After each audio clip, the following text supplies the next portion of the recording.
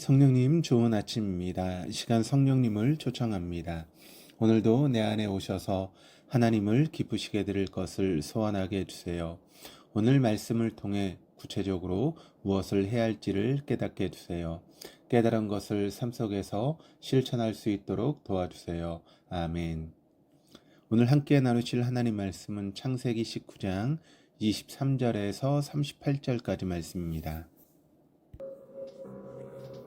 롯이 소알에 들어갈 때 해가 돋았더라. 여호와께서 하늘 곧 여호와께로부터 유황과 불을 소돔과 고모라에 비같이 내리사 그 성들과 온 들과 성에 거주하는 모든 백성과 땅에 난 것을 다 엎어 멸하셨더라.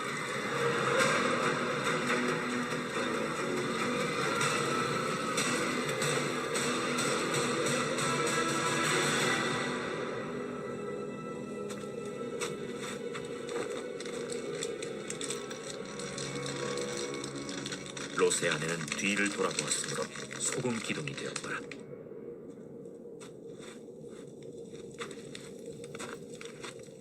아브라함이 그 아침에 일찍이 일어나 여호와 앞에 서 있던 곳에 이르러 소돔과 고모라와 그 온 지역을 향하여 눈을 들어 연기가 옹기가마의 연기같이 치솟음을 보았더라. 하나님이 그 지역의 성을 멸하실 때 곧 롯이 거주하는 성을 엎으실 때 하나님이 아브라함을 생각하사 롯을 그 엎으시는 중에서 내보내셨더라. 롯이 소알에 거주하기를 두려워하여 두 딸과 함께 소알에서 나와 산에 올라가 거주하되 그 두 딸과 함께 굴에 거주하였더니 큰 딸이 작은 딸에게 이르되 우리 아버지는 늙으셨고 온 세상의 도리를 따라 우리의 배필될 사람이 이 땅에는 없으니 우리가 우리 아버지에게 술을 마시게 하고 동침하여 우리 아버지로 말미암아 후손을 이어가자.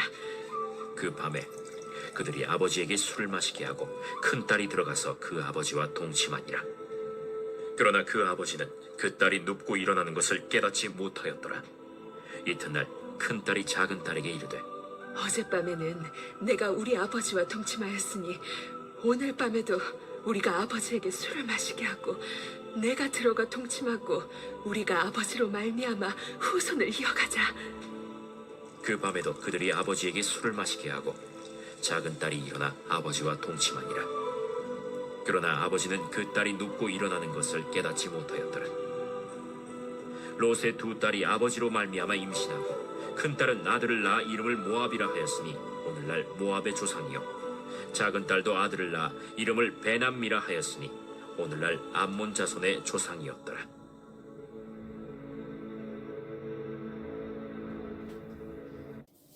오늘 본문은 하나님과 타협하여 소알로 도망하게 된 롯과 그의 아내 그리고 두 딸의 이야기를 더 자세히 다루고 있습니다. 23절입니다. 롯이 소알에 들어갈 때 해가 돋았더라. 소돔과 고모라의 멸망은 해가 돋은 때에 끝난 것이 아니라 시작합니다. 성경에 나오는 많은 심판 장면이 밤에 일어나는 사건인 것과 달리 소돔과 고모라의 심판은 낮에 일어납니다. 낮에 사건이 발생했다라고 하는 것은 아브라함이 어떻게 멀리 떨어진 곳에서 연기가 나는 것을 볼 수 있었는지를 설명해 줍니다. 불꽃은 밤에 멀리서 잘 보이고 연기는 낮에 멀리서 잘 보입니다. 24절 25절입니다. 여호와께서 하늘 곧 여호와께로부터 유황과 불을 소돔과 고모라에 비같이 내리사 그 성들과 그 들과 성에 거주하는 모든 백성과 땅에 난 것을 다 엎어 멸하셨더라. 본문 중에서 실제 소돔과 고모라에 임한 재앙에 대한 묘사는 24절과 25절에 국한됩니다. 정확히는 24절이 사건을 설명하고 25절은 결과를 설명합니다. 24절에서 여호와 이름을 두 번 반복하는 것은 소돔과 고모라를 친 재앙이 자연적인 재앙이 아니라는 사실을 강조합니다. 오히려 하나님께서는 의도적으로 재앙을 내리셨습니다.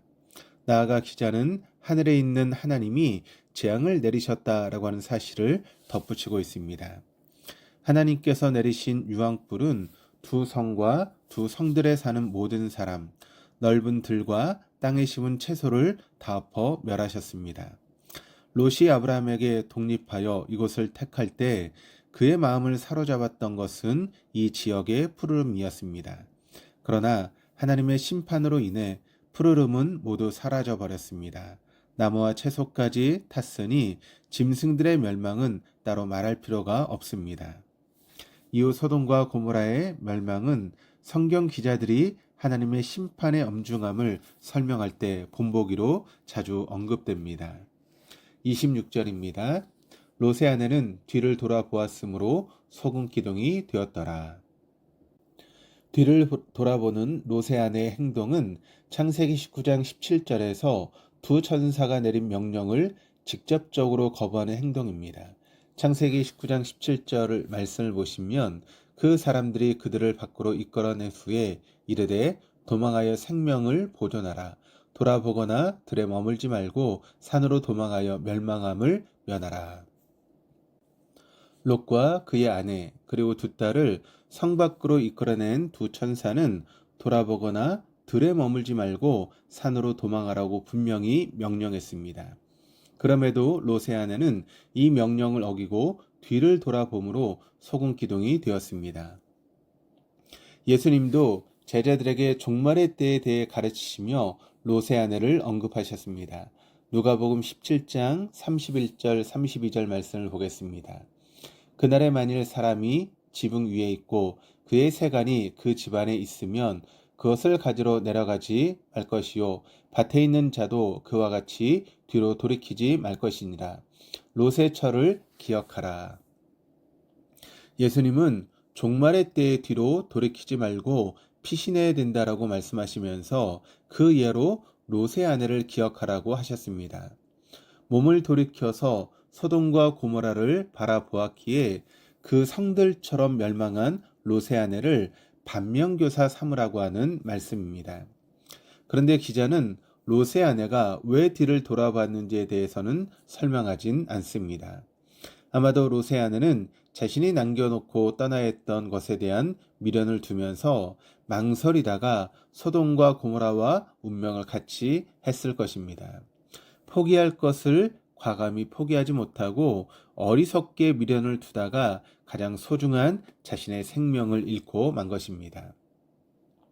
27절, 28절입니다. 아브라함이 그 아침에 일찍이 일어나 여호와 앞에 서 있던 곳에 이르러 소돔과 고모라와 그 온 지역을 향하여 눈을 들어 연기가 온기 가마의 연기같이 치솟음을 보았더라. 창세기 19장에서 처음으로 아브라함이 등장합니다. 아브라함은 하나님을 만났던 장소에서 소돔과 고모라와 그 온 지역을 바라봅니다. 그가 대체 무엇을 보았기에 말을 이렇겠습니까? 여호와의 동상 같고 애굽 땅과 같았던 소돔과 고모라가 하나님의 심판으로 처참히 멸망한 모습이 그의 입을 막았을 것입니다. 아브라함은 성들에서 떠오르는 연기 기둥을 보고 모든 생명이 완전히 멸망했다라고 밖에 결론을 내릴 수밖에 없었을 것입니다. 자신의 조카와 조카 딸들이 아직 살아있다는 계시를 받지 못했기 때문입니다. 29절입니다.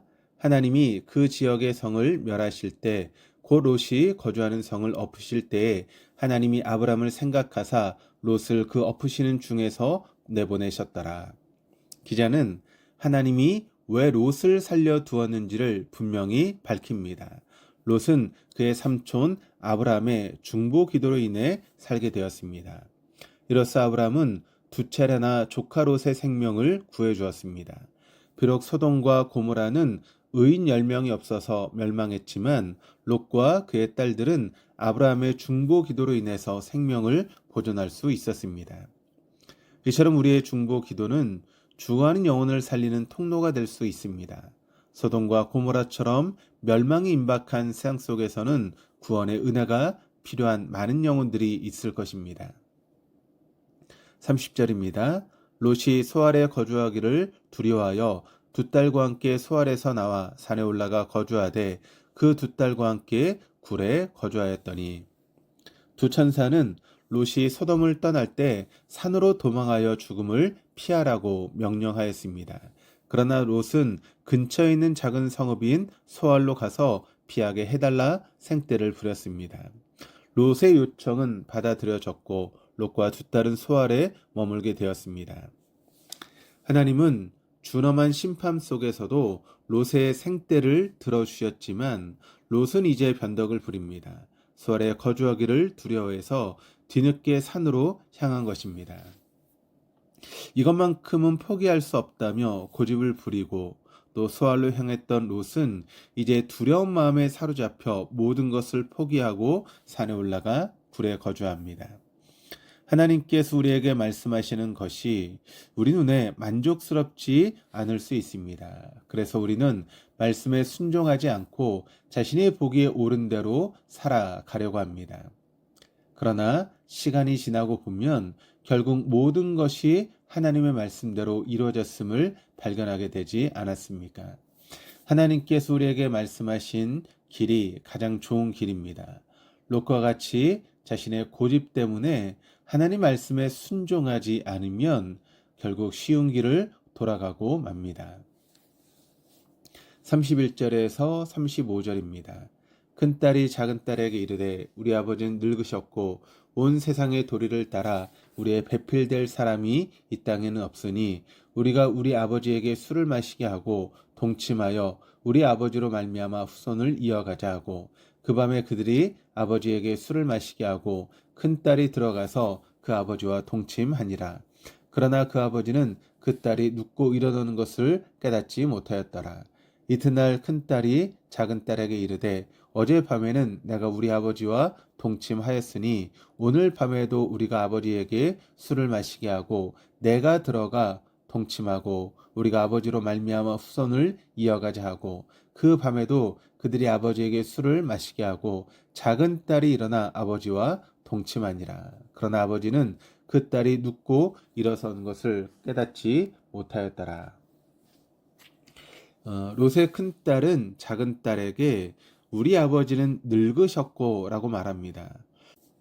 롯이 재혼하기에는 너무 늙어 대를 잇게 해줄 아들을 얻을 수 없다라고 하는 뜻입니다. 롯의 딸들은 소돔과 고모라의 멸망을 목격하였기에 아버지 롯이 호라비로 남을 것이라고 확신하였습니다. 이처럼 노년의 롯은 자신의 딸들에 의해서 애처로운 인물로 묘사됩니다. 반면 아브라함은 노년에도 범사에 하나님의 복을 받았습니다. 이에 롯의 딸들은 롯에게 술을 마시게 하고 차례로 롯과 동침하여 롯의 후손을 이어가기로 모의합니다. 딸들이 이런 모의를 하고 있음에도 성경 어디에도 롯이 이런 모의를 알아챘다라고 하는 기록이 없습니다. 대려 이틀에 걸쳐 주도 면밀하게 이루어진 딸들의 동침 후에도 롯은 자신에게 어떤 일이 있었는지를 깨닫지 못합니다. 한때는 아브라함에게 버금갈 정도로 부와 권력을 자랑하던 롯이 이제는 자신에게 어떤 일이 일어나고 있는지도 모르는 무력한 존재로 몰락해 버렸습니다. 이것은 롯이 소돔과 고모라의 멸망을 목도한 후에도 영적으로 깨어있지 못했음을 단적으로 보여줍니다. 롯은 멸시와 환난과 우환이 미칠 때에 하나님의 말씀을 완전히 잊어버렸고 더욱 깊은 죄의 수렁으로 빠져 버린 것입니다. 36절에서 마지막 38절까지입니다. 롯의 두 딸이 아버지로 말미암아 임신하고 큰 딸은 아들을 낳아 이름을 모압이라 하였으니 오늘날 모압의 조상이요 작은 딸도 아이를 낳아 이름을 베남미라고 하였으니 오늘날 암몬 자손의 조상이었더라. 두 딸의 부정한 계획은 결국 성공하여 둘 다 임신하였고 각각 출산하였습니다. 큰딸은 아들을 낳고 아버지로부터라고 하는 뜻을 가진 모압이라고 부릅니다. 그에게서 모압 족속이 시작되었습니다. 작은 딸도 아들을 낳고 나의 친족의 아들이라고 하는 뜻을 가진 베남미라고 부릅니다. 베남미에게서 암몬 족속이 시작되었습니다. 모압과 암몬 족속이 이렇게 시작되었기에 유대인들은 이 두 족속을 유난히 더 멸시했습니다. 하나님께서는 이 두 족속이 광야에서 이스라엘을 회방하였기에 미워하셨습니다. 이스라엘을 괴롭게 하는 두 민족이 아브라함의 조카인 롯에서 비롯된 것임을 밝히며 창세기 19장이 끝을 맺습니다.